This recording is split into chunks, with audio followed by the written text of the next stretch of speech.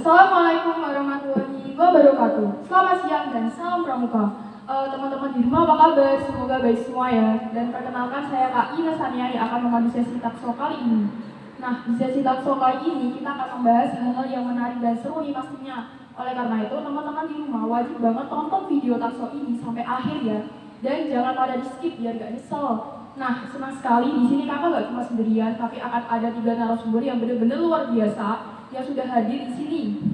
Jadi mereka ada dari Ika Prasada yang dulunya pernah menjabat sebagai Dewan Ambalan Angkatan 27, dan ada dari Dewan Kehormatan Angkatan 28, dan ada dari Dewan Ambalan Angkatan 29. Nah, siapa sih mereka? Langsung saja, mereka adalah Kak Hagia, Kak Isi, dan Kak Haji. Teman-teman, mereka ini yang akan menjadi narasumber di talkshow ini. Nah, kalian kan belum pada kenal nih sama mereka. Dan ada pepatah tak kenal maka tak sayang. Jadi kita perkenalan dulu ya. Boleh kan Kak? Perkenalan dari Kak Haji dulu deh. Perkenalkan, nama saya Maulana Albaya Kartanto, biasa dipanggil Hadi. Di sini saya menjabat sebagai Pradana. Oke, perkenalkan nama saya Insi Eka Suteningro, bisa dipanggil Kak Insi. Saya Dewan Kehormatan Angkatan 28. Oke, halo semuanya. Perkenalkan, nama aku Hagia Munafis Sofia, biasa dipanggil Kak Hagia. Saya dari alumni Angkatan 27.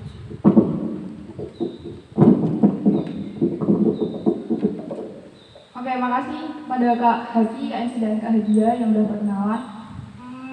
Saya mau tanya sama Kak Hagia nih, kan Kak Hagia dari alumni Angkatan 27. Dan alumni itu kan biasanya disebut Ika Prasada. Bisa dijelaskan Kak lebih lanjut Ika Prasada itu kayak gimana biar teman-teman di rumah pada tahu.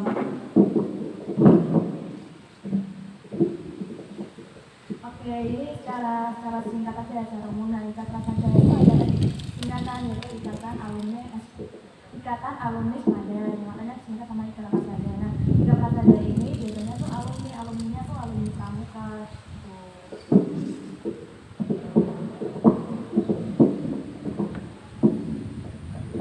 Terima kasih Kak Hagia. Sekarang aku mau tanya nih sama kakak-kakak bertiga yang kece-kece ini. Mohon maaf, mau tanya tuh hobi kakak tuh apa sih? Terutama apa yang sering dilakukan untuk mengisi waktu luang di masa pandemi kayak gini? Apa yang bermanfaat itu lah hobinya? Dari Kak Hagia. Kalau saya sih biasanya untuk mengisi waktu luang, saya mengikuti lomba-lomba online dari biasa suka di Instagram atau Facebook gitu. Kalau ya mungkin sama membaca buku dan mengerjakan soal-soal yang diberikan pada guru itu. Ya. Kalau saya pribadi, hobi saya sebenarnya membaca buku. Cuman karena kan pandemi, biasanya kan kalau sebelum pandemi saya membaca buku di perpustakaan, minjem ke teman. Nah, tapi karena pandemi kayak gini, hobi baca buku saya alihkan. Jadi saya baca e-book di internet atau baca-baca cerita di Wattpad dan sebagainya. Kadang-kadang juga nonton film kayak gitu. Oke, hobi aku itu biasanya tuh dengerin musik. Karena akhir-akhir ini kan musik kan sudah banyak booming banget ya, terutama itu yang Korea. Dan itu biasanya akan lihat konten, entah itu dari koreografinya ataupun dari kata penangkapan videonya. Biasanya aku pelajari itu dan memulai belajar dengan itu.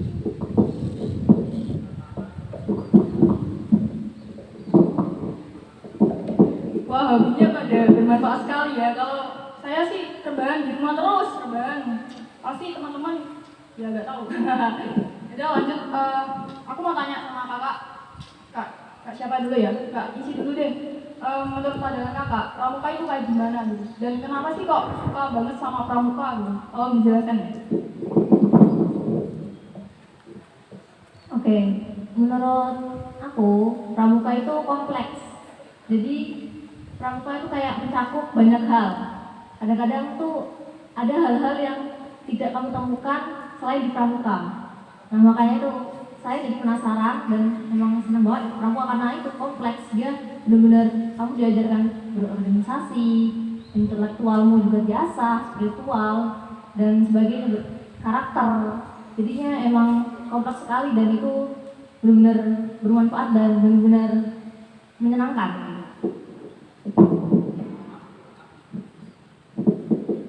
Gimana pertanyaan bisa diulang? Gimana?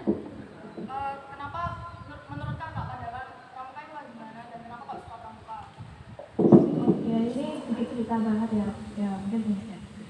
Jadi dulu waktu SMP saya tuh setuju banget sama pramuka. Bahkan mungkin bisa dikatakan aku mau banget kalau misalnya kan ada perkataan pramuka. Pramuka diadakan itu sudahlah pulang aja, udah pulang gitu.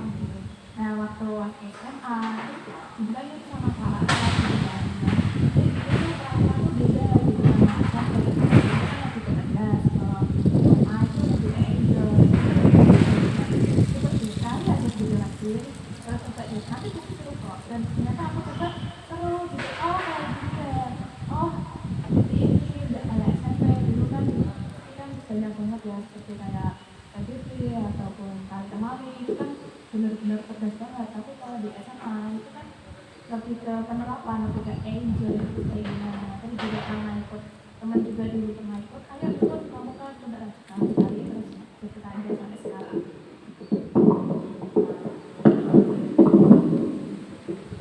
Kalau dari saya sih sebenarnya awalnya diajari sama teman ya. Ya, awalnya saya juga benci banget sama pramuka apaan sih gitu. Pulang buat tidur aja, ngapain kesini terus. Tapi teman saya selalu bilang, ayo lagi ke pramuka, ayo. Buat apa gitu. Daripada saya nolak di rumah juga mending ikut aja dulu. Awalnya nggak minat.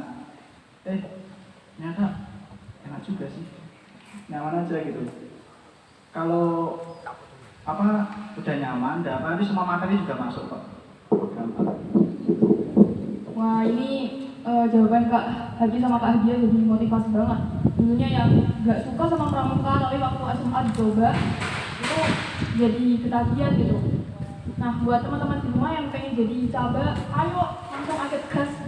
Nggak ada seleksinya kok, bisa dicoba dulu. Nanti kalau udah ikut beberapa lato nanti udah nyaman kok gitu kan, masa udah nyaman juga. Lanjut ke pertanyaan selanjutnya ya. Aku mau tanya jabatan kakak di Dewan Ambalan itu apa dan tolong jelasin tugasnya itu kayak gimana. Terus suka dukanya tuh apa sih menjabat gitu gitu. Iya. Ya, jabatan saya di Dewan Ambalan ini adalah sebagai pradana. Tugasnya adalah untuk bertanggung jawab atas semua yang terjadi di Ambalan. Kalau suka dukanya sih, sukanya untuk suka kurang ya, soalnya masih ya pandemi, jarang ketemu, kurang ada pengalaman juga.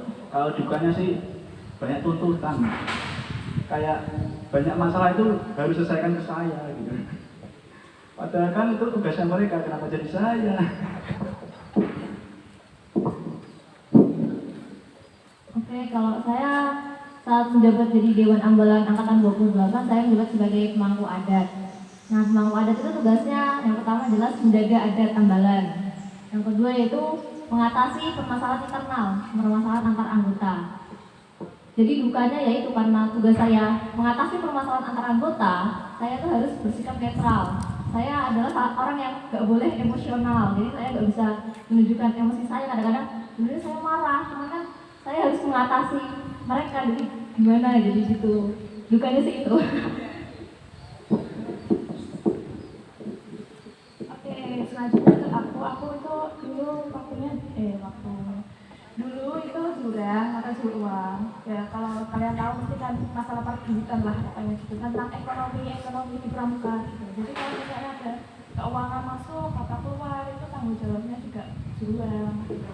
Jurangnya itu waktu misalnya ada latrut, biasanya kan ada apa namanya? Ada kas. Nah, waktu itu pernah dua kali aku nggak masuk gitu kan. Yang pertama itu karena ada acara dari sekolah sama emang aku nggak masuk gitu. Jadi aku dulu yang adalah di kelas gitu sama temen-temenku. Nah, itu tuh pas itu uangnya itu kan harusnya dipisahkan, perempuan sama laki-laki itu dipisah. Nah, ternyata jadi satu. Udah gitu absennya tuh ambruk. Terus ya udah. Kalau sukanya ya gabung aja.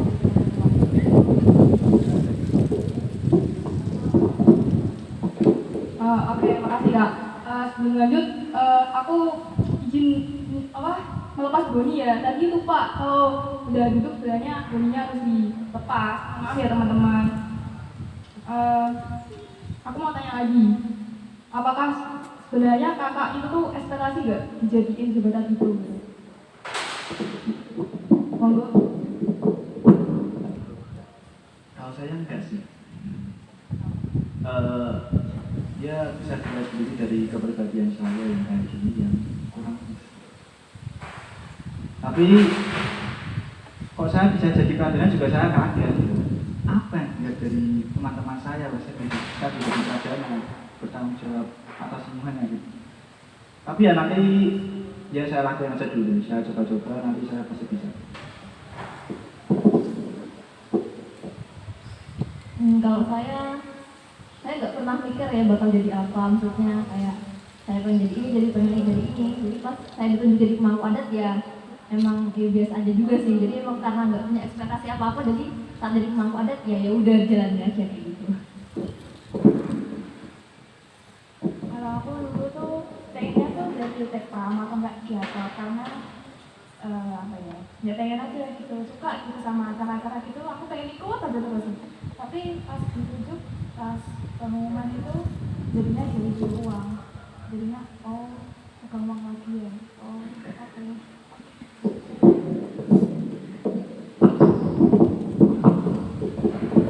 Ya jadi sesuai ekspektasi atau enggak, intinya itu udah menjadi amanah, jadi harus tanggung jawab ya kak. Oke, lanjut. Pernah nggak sih kak kayak dimarahin sama orang tua gitu? Karena kan jadi orang sibuk sih. Sampai ngurus organisasi sampai pulangnya malam gitu, pernah nggak sih? Terus gimana sih cara kakak nanggepinnya orang tua gitu? Pernah sih, pernah. Terus kalau orang tua saya itu tipenya keras. Mereka selalu menyuruh saya, ayo belajar di pandai biar nilainya bagus, biar kuliah ya dapat kerjaan yang bagus gitu. Tapi kan ya ini cerita pengalaman saja ya.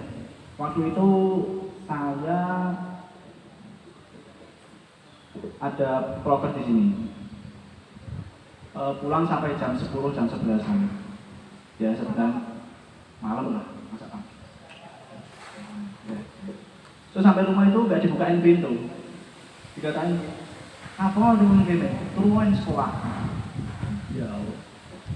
Terus saya ya udah balik aja ke sekolah. Terus akhirnya ditelepon sama dia, kemana kamu di sekolah? Nggak pulang, kata suruh pergi. Ya udah akhirnya diizinin pulang. Kalau untuk izinnya sih saya omongin pelan-pelan. Pertama, Bu, saya suka di pramuka. Mungkin belajar memang penting, tapi kebahagiaan saya juga penting. Gitu sih. Kalau saya karena di sini saya nggak tinggal sama orang tua ya, saya kan di sini sama kakek nenek. Nah kebetulan sebenarnya dari baik orang tua atau kakek nenek sebenarnya nggak pernah melarang saya untuk bebas ikut apa aja, organisasi apa aja. Kalau ya cuman minusnya tuh karena saya sering pulang malam, jadinya kayak kadang-kadang kayak dicurigai gitu, mikirnya nongkrong main ya kan, jadinya ya gitu aja. Tapi selebihnya sebenarnya selalu diizinkan, selalu dimaklumi kayak gitu. Alhamdulillahnya orang tua saya juga sangat pengertian dan sangat mendukung. Dulu waktu saya ikut organisasi itu saya tuh ditentang banget sama orang tua saya, terutama ibu saya. Itu kamu tuh buat apa gitu, udah kamu udah dari jam 7 sampai jam 4 kamu masih ada organisasi, nanti sampai malam, habis malam sampai kamu belajar, walaupun nggak belajar ya tidur, kalau nggak tidur ya udah gitu aja terus. Nah gitu kan udah aku. Tapi kan aku coba udah ini pramuka, toh ya sampai kelas 10 sampai kelas 12 ya wajib, tidak apa-apa, itu saya juga aja. Terus udah diizinin, tapi sampai hari maghrib sampai jam maghrib aja. Dan sehabis itu aku habis itu aku nanti di malam sana. Tapi aku tetap berpikir gitu, kalau itu tuh untuk menyakitkan orang tua, bahwa aku tuh bisa manage waktu yang baik.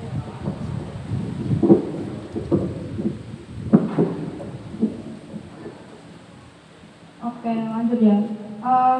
Mau tanya nih, saat kemah ada gak pengalaman kayak horor gitu? Dari siapa dulu nih? Kak Agia deh.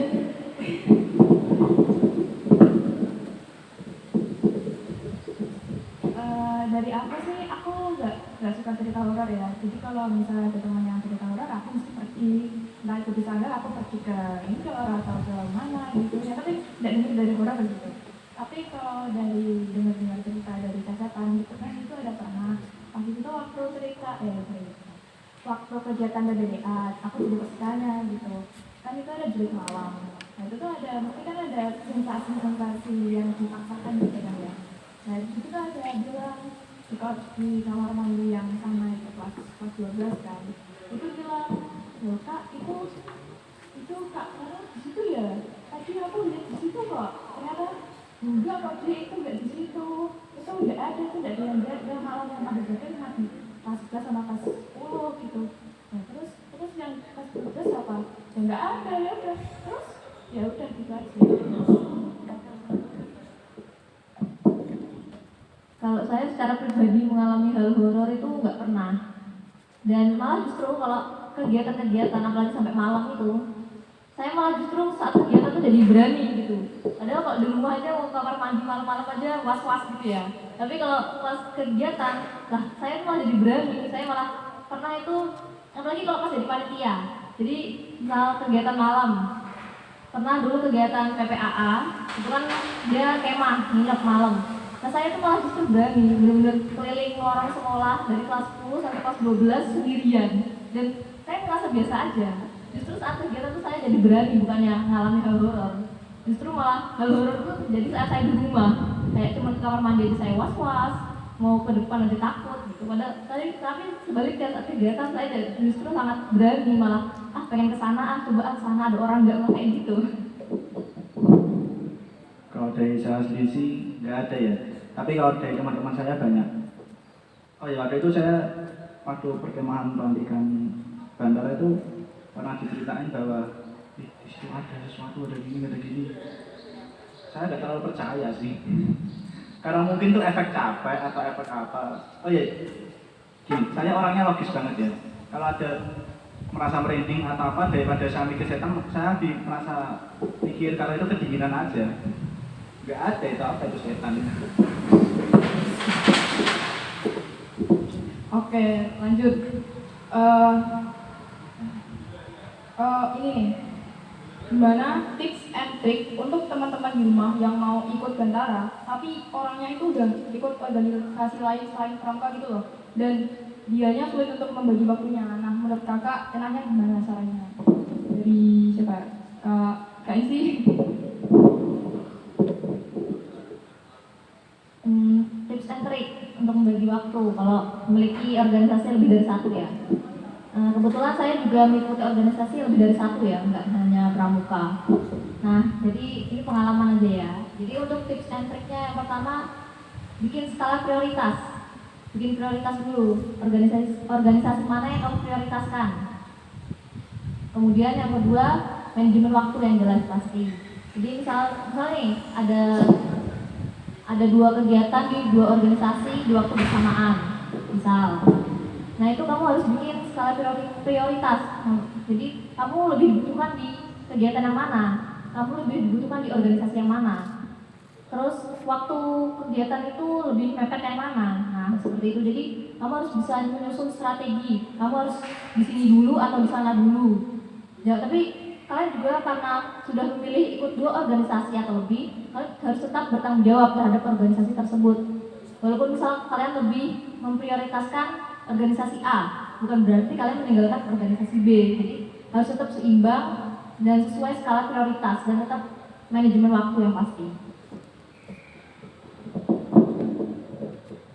Oke, ini aku bukan masuk organisasi ya, tapi aku masuk ekskulnya juga. Jadi aku benar-benar aku tipiskan gitu.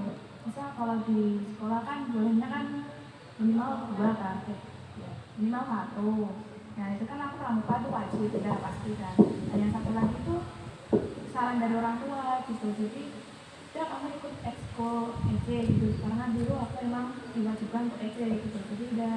Nah pada saat itu ada itu kegiatan kedua.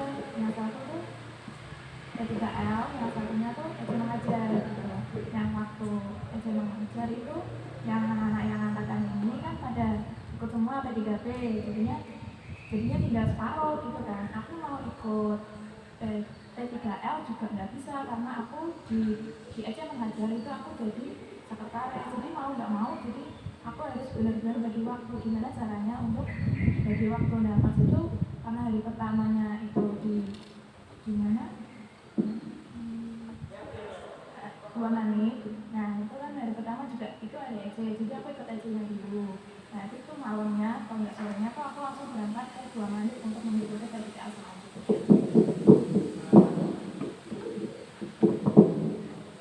Kalau dari saya sih sebenarnya hampir kayak Kak Insi, bahkan sama persisnya.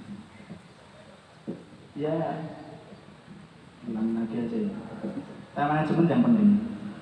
Kalian udah besar, kalian juga tahu mana yang ingin kalian lakukan dan mana yang kalian butuhkan.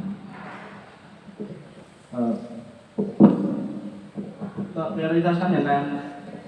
Prioritas itu apa ya? Yang paling diutamakan itu yang ya kayak tadi ya, yang darurat itu.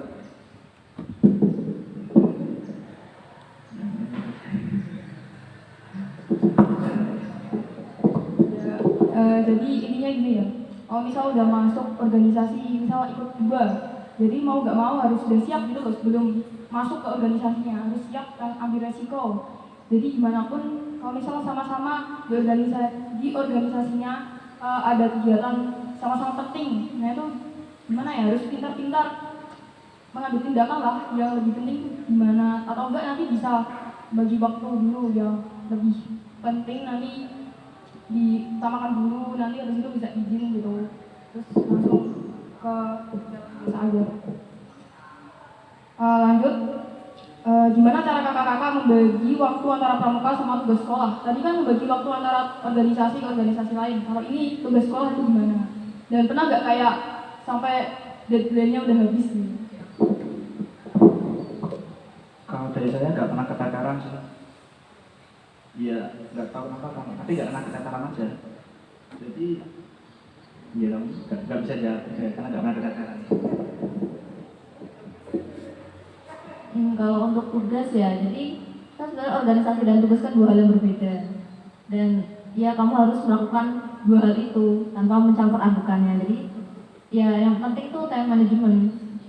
Kadang-kadang memang ketataran itu pernah. Cuman kadang-kadang tuh sebenarnya tuh faktor utama dari keteteran itu bukan karena kamu sibuk organisasi, cuman karena kamu yang malas aja, kamu menunda-nunda. Sebenarnya utamanya anak kenapa nggak mengerjakan tugas itu kan karena malas. Cuman kadang-kadang anak organisasi tuh yang membawa-bawa, ini kan gara-gara aku rapat, gara-gara aku ikut organisasi, itu kan cuma pembelaan sebenarnya. Sebenarnya kan itu gara-gara kamu malas, gara-gara kamu nggak bisa, karena kamu menunda-nunda pekerjaanmu. Karena kalau kamu nggak malas, kamu nggak menunda-nunda, itu nggak bakal keteteran dan tugasmu jalan, organisasimu juga tetap jalan gitu. Jadi ya yang penting jangan jadikan organisasi sebagai alasan kamu nggak mengerjakan tugas. Aku setuju banget sama DIG sebenarnya. Jadi time managementnya itu penting. Jadi kalau misal memang kepepet banget, misal kayak aku dulu memang kepepetan dulu ngerjain matematika gitu ya. Itu karena mepet banget, aku nggak tahu gimana lagi caranya manage itu aku bawa buku mata pelajaran matematika, aku bawa ke sanggar. Itu karena itu belum rapat kan aku kerjain dulu. Terus kalau misalnya ada bingung, mesti kan ada teman-teman juga nih, ini tolong dong ngajarin ini gini gitu. Jadi walaupun memang dekat sama rapat, tapi sebelum rapat itu aku sudah selesaiin dulu dan itu sudah selesai gitu.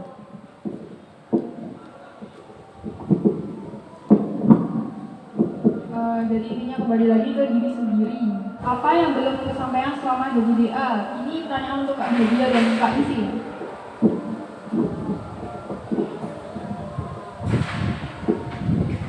Kalau saya selama jadi DA yang belum kesampaian itu menjalankan beberapa proker ya, kayak proker SSC, kemudian proker lintas alam.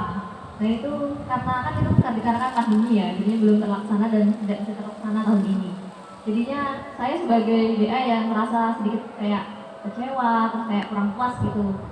jadinya ya itu sih, 2 proker itu belum terlaksana, jadi rasanya kayak belum selesai gitu. Kalau aku sih sama hampir ke TIC ya, tapi aku lebih ke fokus ke Saka, karena Saka itu waktu angkatanku tuh sedikit banget gitu peminatnya, jadi aku pengen ikut tapi nggak bisa double gitu loh, padahal aku pengen ikut Saka tapi nggak boleh double gitu. Juga aku masih pengen ngedidik gitu loh, masih apa ya, ilmu aku tuh kurang aku sebarin gitu loh sama adik-adik gitu, jadi harus gimana tuh pengen aku sampaikan tapi nggak punya waktu, jadinya aku ya install aja waktu itu.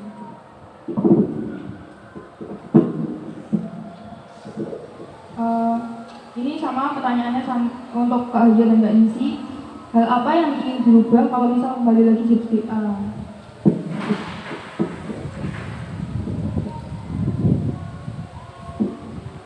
Untuk hal apa yang saya ingin rubah apa ya? Kayaknya sih nggak ada ya, soalnya ya apa yang udah terjadi ya udah gitu kalau bagi saya pribadi. Jadi sebenarnya nggak perlu ada yang berubah. Cuman kalau pengen mengulang waktu ya, kalau bisa saya ya pengen jadi lebih baik lagi, lebih bisa bertanggung jawab dan sebagainya kayak gitu sih. Kalau aku pengennya itu apa ya, aku bukan lebih ke arah pokernya, emang aku lebih arah ke mendidiknya gitu, gimana adik-adik yang kayak katakanlah dablek atau kayak nakal gitu, ayo harus pengen nak gitu, padahal kita lah gitu, jadinya ya pengen bilang gitu aja, pengen ceramain tapi nggak bisa aku ceramain gitu loh.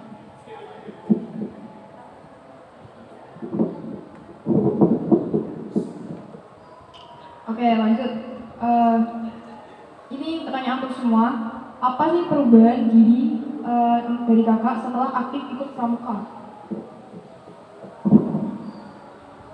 Kalau saya sih lebih merasa bertanggung jawab dan lebih apa ya, lebih kayak banyak teman yang menerima saya gitu di pramuka, beda kayak di organisasi lain yang sebelumnya saya ikuti.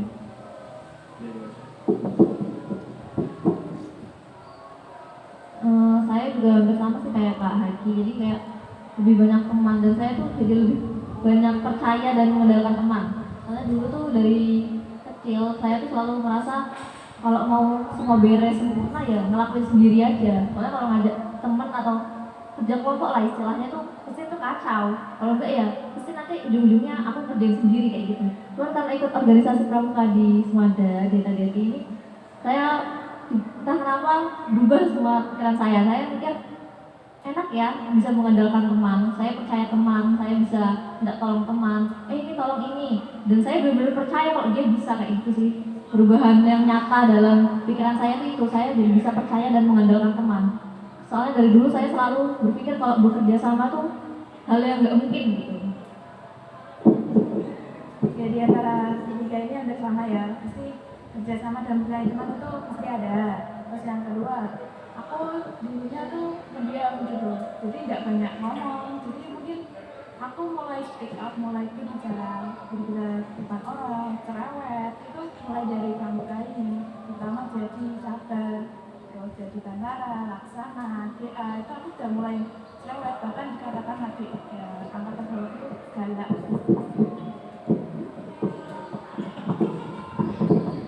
Nah, jadi buat teman-teman yang mau coba tapi nggak percaya sama dirinya, ayo dah ikut langsung nih. Karena udah dibuktiin gitu kok sama kakak-kakak yang dari depan ini, yang dulunya pendiam sekarang jadi cerewet gitu. Tapi kan nggak apa-apa lah ya, buat cerewet kan buat apa ya? Kayak terbuka gitu sifatnya, daripada pendiam kan nggak baik juga di organisasi ya kan Kak?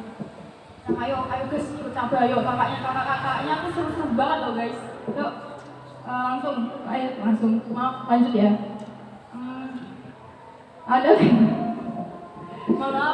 Ada gak perubahan dari segi pemahaman tentang berorganisasi selama aktif berorganisasi di pramuka? Intinya tuh gini, menurut kakak, organisasi tuh kayak gimana sih?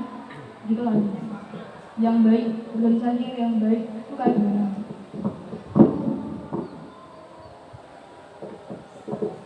Kalau menurut saya organisasi yang baik itu organisasi yang apa ya?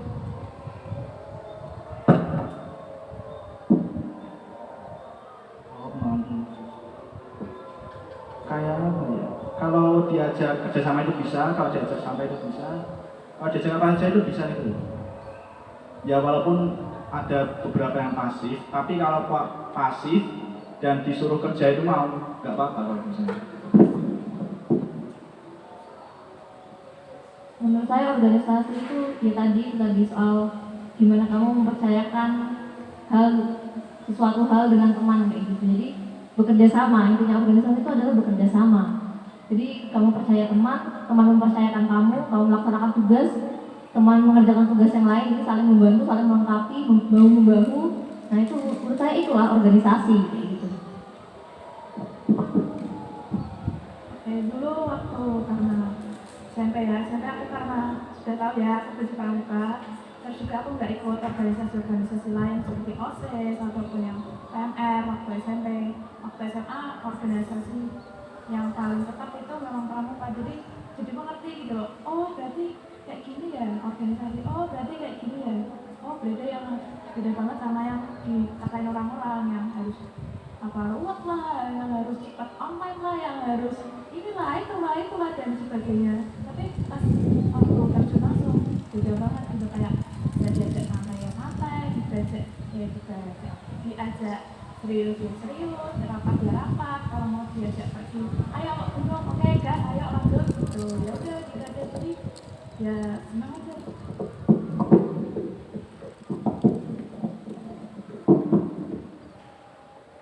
Lanjut, hal yang tak dilupakan selama jadi caper. Dari Kak siapa dulu? Dari tadi Kak isi terus. Kak Hagi dulu deh, yang pede mau jawab. Ya kalau sebagai caper sih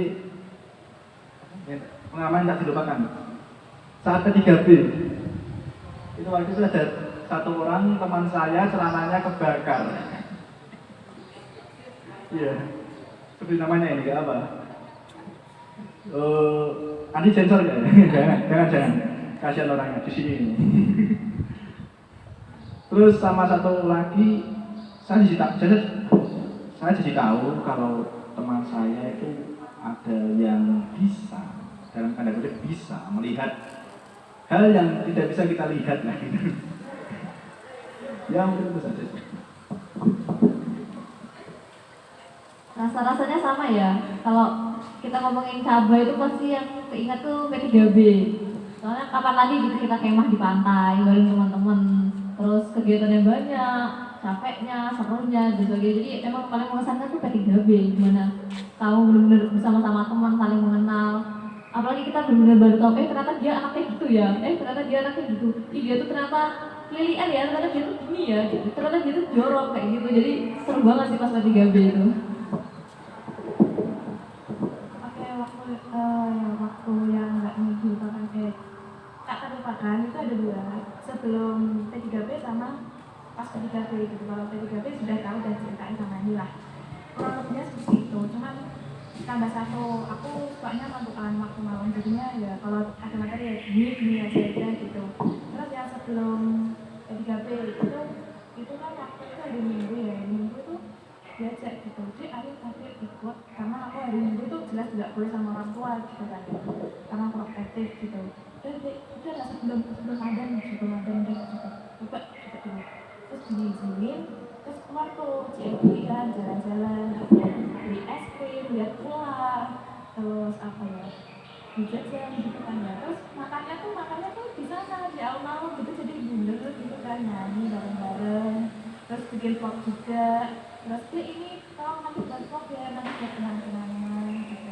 Nah itu ada satu teman itu ceritanya tuh lucu. Itu kan vlog gitu kan ya, di jembatan gitu kan ya, kan jembatan, ada jembatan, jembatannya tuh ada orang yang lagi mandi. Udah kan, ya udah, terus habis itu aku gitu, udah terus dikali terus mandi gitu. Terus ada juga yang lagi jongkok gitu kan, ya tahu lah kayak jongkok itu ngapain gitu kan. Terus di ikan juga ada yang bilang halo kakak gitu kan, dan itu direkam gitu, udah gitu aja. Tapi habis itu cut sih, tapi ada yang versi aslinya masih aku simpan dulu. Kalau misalnya ada gitu sing tahu sing aku grup-grup gue tau mah begini nih gitu.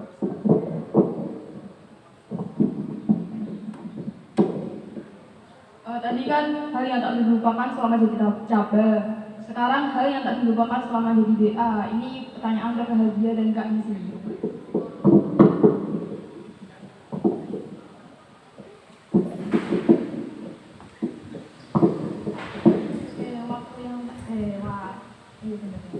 Yang waktu DA itu banyak sih, terutama pas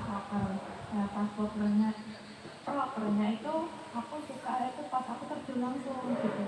Jadi misalnya jadi LO, terus jadi TikTok, atau jadi sosial acara, itu kan biasanya terjun langsung tuh.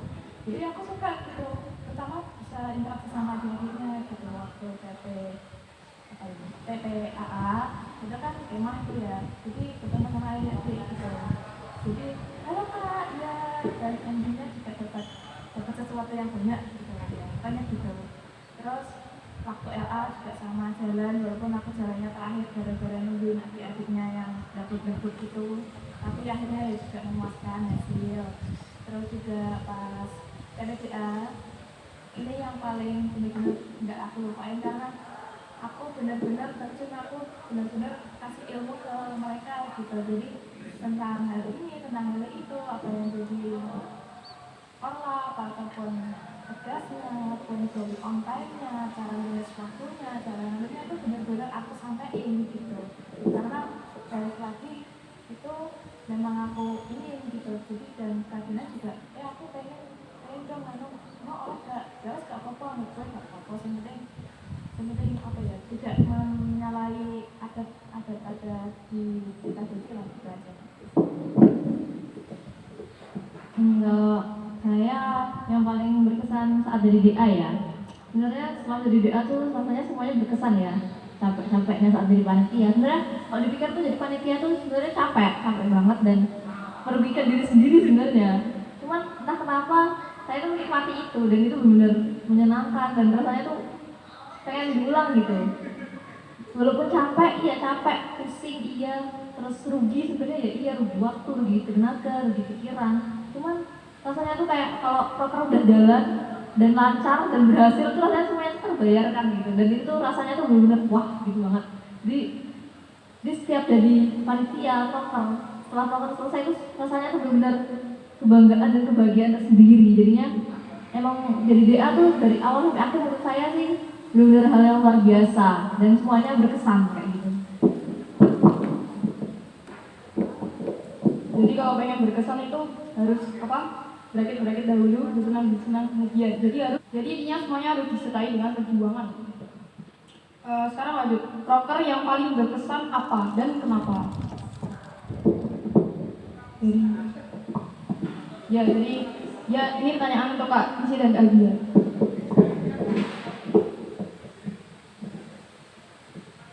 Proker yang paling berkesan sebagai peserta atau panitia? Kalau sebagai panitia apa ya? Paling berkesan ya mungkin PPAA ya, karena saya pas itu memegang kendali penuh soal PPAA tahun kemarin. Jadinya emang yang paling berkesan itu dimana saya benar-benar setiap hari itu sibuk ngehubungin itu. Saya sampai rasanya tuh capek banget gitu loh, mau buka HP aja capek, karena kalau udah buka HP nanti semua isinya tuh chat tentang PPAA kayak gitu. Ini gimana. Jadi rasanya tuh benar-benar capek, tapi setelah itu ya puas karena itu berjalan lancar. Jadi ya itu sih yang paling berkesan, karena saya juga dapat belajar banyak dari sana. Oke, tadi proker yang paling berkesan ya, tadi aku sudah sebutin sebelumnya ya, jadi di antara tiga itu. Tapi yang paling sangat berkesan itu dari DA. Nah, jadi apa ya, lebih ilmunya lebih tersampaikan lah, dan juga ya galaknya bisa tersampaikan juga.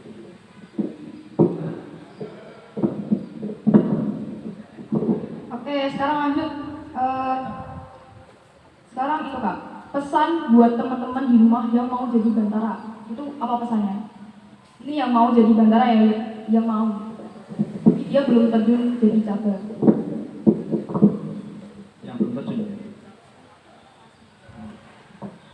Ya ikutan aja dulu. Suka nggak sukanya nanti kalian sendiri. Kalau dari saya sih ya kayak pengalaman saya tadi. Awalnya mungkin tidak suka, awalnya mungkin kayak apa sih, mending tidur di rumah main game, kayak ke sekolah juga. Tapi ya nanti kalian pasti lihat lah apa menariknya. Ya ada tapi saya tidak bisa ngomong. Ya, jadi hampir sama ya, pokoknya jangan ragu-ragu, coba aja dulu. Karena lebih baik menyesal karena sudah basah, timbang kamu menyesal karena belum nyemplung, kayak gitu sih. Jadi coba aja nyemplung dulu, kamu rasain dulu. Jadi kamu nggak mengawang-awang, jadi kamu rasain dan ya benar kata Kak Haki, kamu akan menemukan sesuatu nanti, yakin deh. Ya, jawabannya sama sih sama mereka berdua ya. Mungkin coba aja dulu karena aku sudah. Jadi itu apa? Coba aja dulu. Kalau misalnya nggak suka ya udah gitu, pergi gitu ya pergi, tapi nggak ya jangan ghosting gitu ya, pergi pamit gitu. Kak, permisi Kak, saya belum bisa terus. Tapi kalau coba sekali ya mungkin nggak kerasa. Coba deh 2 kali atau 3 kali gitu. Coba deh lihatlah keseruan yang ada gitu. Entah itu nanti buat vlog yang sensor-sensor itu direkam atau mungkin jalan-jalan atau yang dapat jajan gratisan. Itu kalau anggapanku itu kadang itu kalau capek gitu ya mesti aku dapat pendapat ya ngasih apa gitu. Jadi pas angkatan itu jadi banyak gitu, wah iki lagi kok baik anu-anunya iki wes pokoknya kalau anu dasar cuma manusia kok anu pokoknya anu-anunya itu kayak gimana. Nah, jadi teman-teman di rumah bisa dicoba ini, pasti akan menemukan sesuatu, ini pasti banget, dan sesuatu itu pasti akan berkesan. Dan kakak-kakaknya tuh nggak galak-galak loh, tapi kakak-kakaknya tuh tegas. Kalau kakaknya nggak tegas, nanti dunianya nggak bisa disiplin, ya kan Kak? Nah, kakaknya bukan galak, tapi tegas. Terus tadi kan pesan buat teman-teman di rumah yang mau jadi bantara. Nah, pesan buat teman-teman di rumah yang udah join jadi bantara, yang udah join jadi caba, itu buat kedepannya gimana? Saya kalau ulangi. Pesan buat teman-teman di rumah yang udah join jadi caba, buat kedepannya gimana? Hampir sama kayak tadi sih.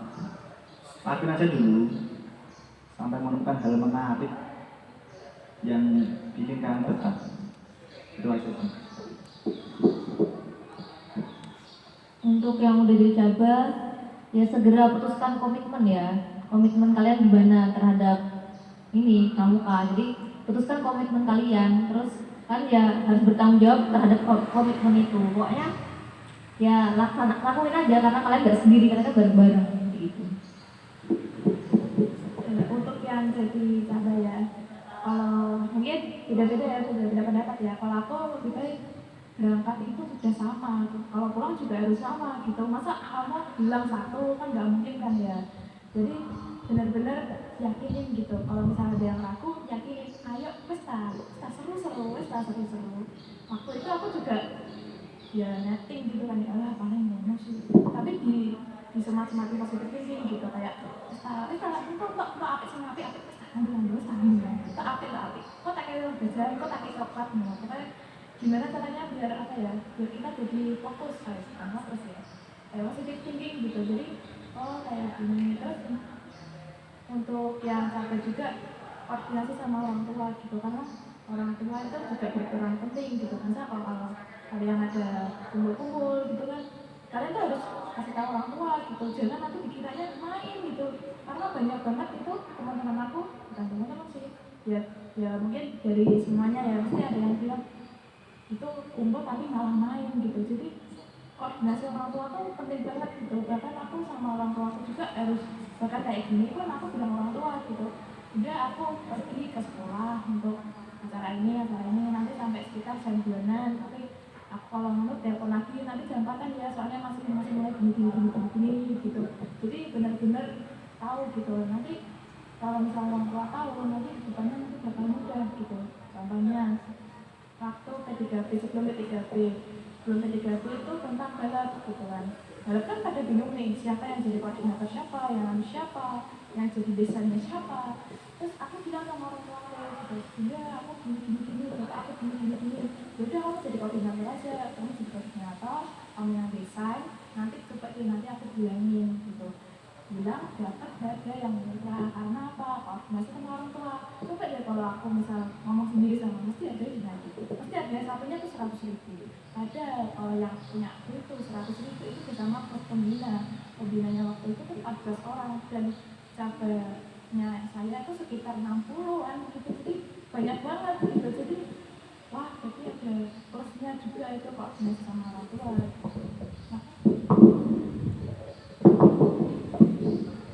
Nah, Oke, lanjut ya. Pertanyaan selanjutnya, bagaimana cara kakak-kakak yang di saat waktu bersamaan itu sama-sama dibutuhkan dan penting di organisasi pramuka dan di organisasi lain, dan tindakan apa yang kakak lakukan? Saya ulangi lagi. Ulang ya. Bagaimana cara kakak yang di saat waktu bersamaan itu sama-sama dibutuhkan di organisasi pramuka dan di organisasi lain, dan gimana tindakan kakak yang kakak ambil?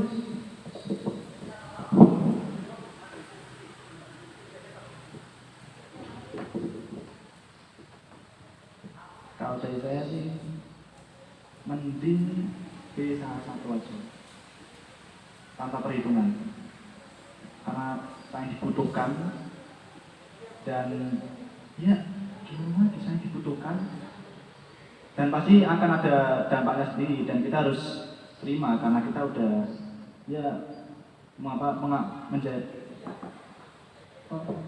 terjun ke dua organisasi itu. Oke, saya punya dua jawaban ya. Yang pertama, untuk sebelum kejadian. Jadi, kalau kamu udah ikut dua organisasi, kamu harus sadar diri. Kamu jangan egois dan pengen penting di keduanya. Yang pertama itu. Jadi kalau misalnya kamu tahu bakal ada dua kegiatan dan kamu harus sadar diri.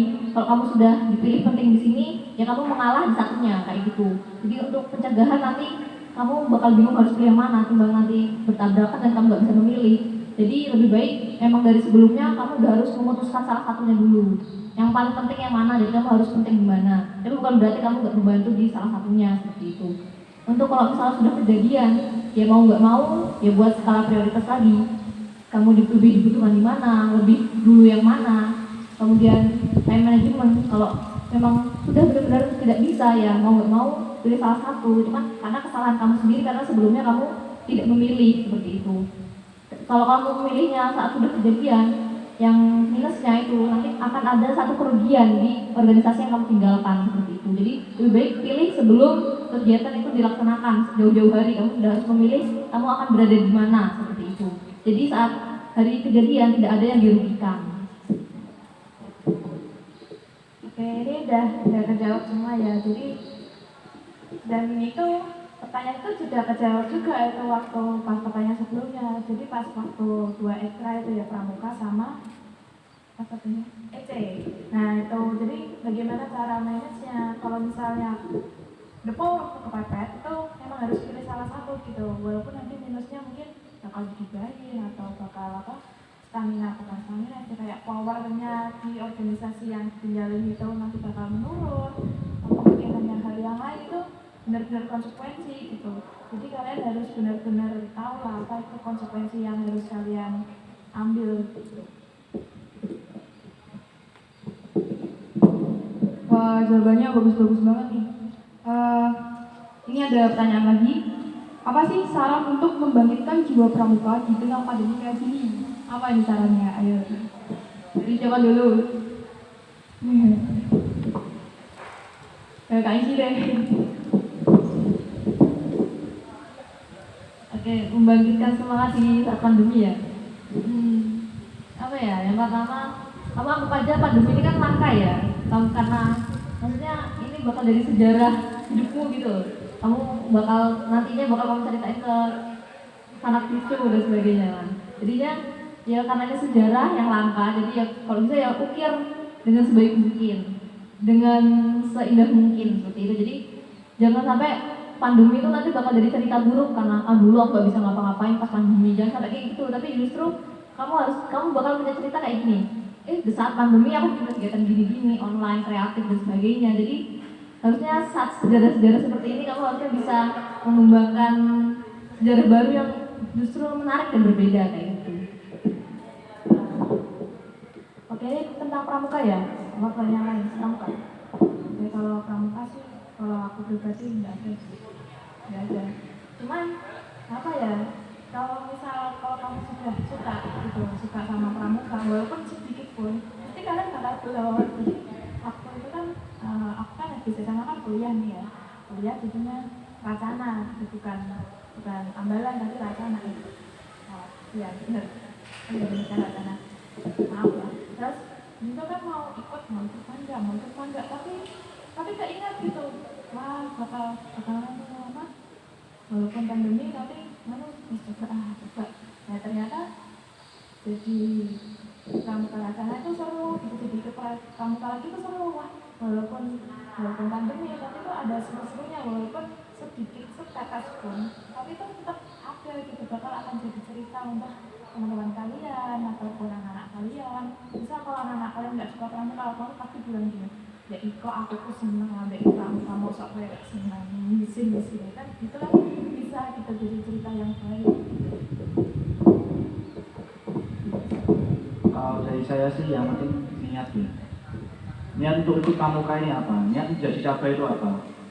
Kalau kalian niatnya nggak benar, misal ikut-ikutan teman doang, atau cuma karena pacar kalian di sini, kalian mau pandemi gini, ya nggak usah pandemi lah, hujan aja dulu, kalian nggak akan ada motivasi sendiri. Tapi kalau kalian niatnya benar dan dari hati kalian sendiri tanpa paksaan, walaupun pandemi, walaupun hujan, walaupun longsor, kalian tetap suka dan kalian tetap akan lakukan. Aku mau mereply jawabannya Kak Insi. Menurut Kak Insi kan pandemi ini langka, ya emang benar. Dan kalau bisa itu ukir sejarah baru. Nah ini kan tadi pertanyaannya, apa sih saran untuk membagikan jiwa pramuka di tengah pandemi? Nah, ayo coba teman-teman di rumah ikutan coba biar mengukir sejarah baru gitu loh. Ayo ikutan jadi coba calon bantara. Segera ya, ditunggu guys. Apa? Ditunggu namanya. Sebenarnya ini waktunya mau habis menikah, tapi boleh itu gak? Game. Gamenya gini, benar. Gamenya ini tuh contoh ya, misal aku tanya, pernah atau gak pernah tidur di sanggar? Jawabannya ya sesuai fakta ya. Oke, pertama ya, pernah atau gak pernah bolos patroli cabang? Siap, benar.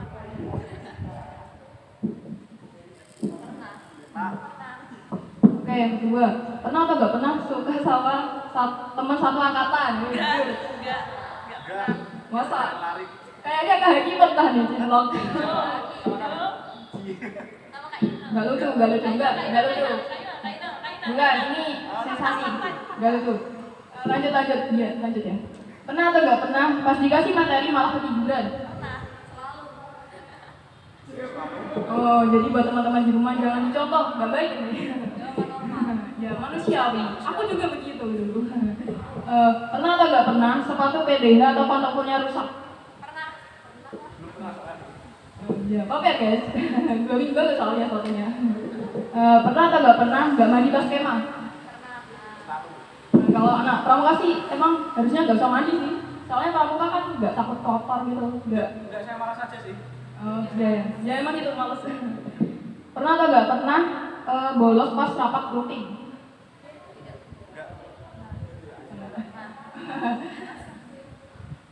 Lanjut ya. Pernah atau gak pernah pura-pura sakit pas kegiatan? Ayo. Enggak, saya jangan sakit. Kalau sakit hati? Pernah atau gak pernah dimarahin senior? Sering, karena kita nggak pernah benar. Ya itu senior itu marah ya, tergantung sikap kita ya kayak gimana. Pernah atau gak pernah nyolong barang di sanggar? Yo gak Ki? Kalau saya enggak. Kemarin masker fetish. Kita kan dikasih. Sama aku. Ya lanjut. Pernah atau gak pernah ngerasa jengkel sama kakak adik awas lagi terus? Awas ini. Gak pernah?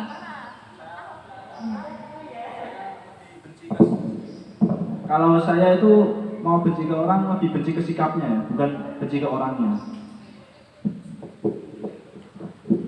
Karena biasanya tuh yang dibenci tuh sifatnya ya Pak, bukan orangnya. Lanjut, pernah atau nggak pernah ngerasa iri atas pencapaian seseorang?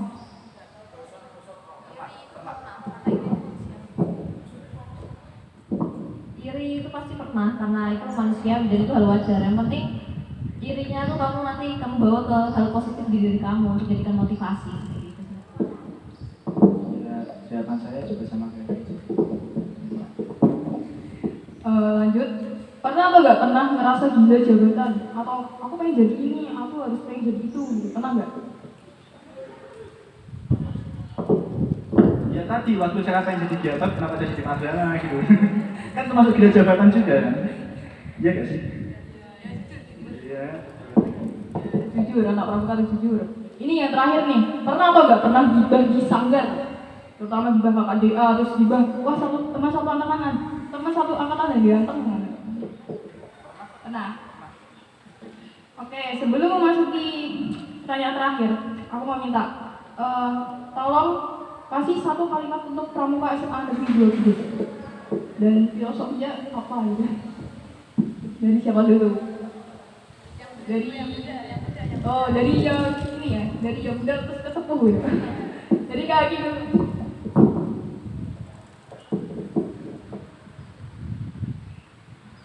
Satu kata untuk pramuka semada. Kalimat. Oh. Dalam bahasa Inggris apa ya? No sacrifice, no victory. Tanpa pengorbanan, nggak akan ada kemenangan. Iya kan? Itu sudah jadi filosofi ini. Kalau aku apa ya? Terima kasih. Ya terima kasih. Satu kalimat itu terima kasih karena di sini aku banyak belajar dan banyak pengalaman sih. Jadinya pokoknya satu kalimat untuk ambulan Pandu Dewanata Dewi Kunti itu terima kasih.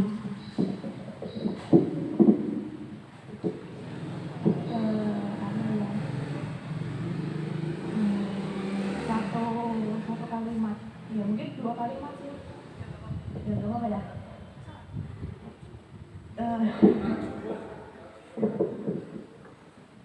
Tetap koordinasi dengan orang lain, walaupun filosofinya tuh kalian tuh tetap koordinasi gitu dari organisasi lain, misal kayak OSIS ataupun ROHIS maupun PMR maupun apa ya kayak EC, Bioklub, terus Robotik itu pada waktunya tuh kalian akan berkoordinasi gitu, misal kayak proper gitu kan, kalian pasti butuhin apa?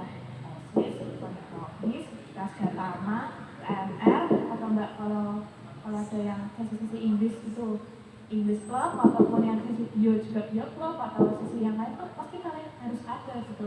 Kalaupun kalian nggak koordinasi ambiar udah itu. Ya jadi teman-teman di rumah ini taksonya udah habis, padahal masih seru banget kalau bisa dilanjut ya kak. Alhamdulillah takso kali ini sudah terlaksana dengan baik dan saya ucapkan terima kasih kepada 3 narasumber, kepada Kak Hadia, Kak Inci dan Kak Hati yang sudah mau menyempatkan waktunya untuk ngobrol dan sharing-sharing bareng.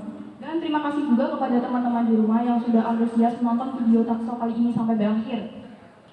Dan saya Ines Sania selaku moderator di takso kali ini pamit undur diri dan minta maaf jika ada kesalahan kata. Dan untuk teman-teman di rumah, jangan lupa untuk selalu tetap semangat dan tetap semangat untuk mengikuti PPAA ya. Dan selalu 3M, memakai masker, mencuci tangan pakai sabun, menjaga jarak, dan tetap patuhi protokol. Semoga selalu sehat dan bahagia. Terima kasih atas perhatiannya. Wassalamualaikum warahmatullahi wabarakatuh. Salam Pramuka.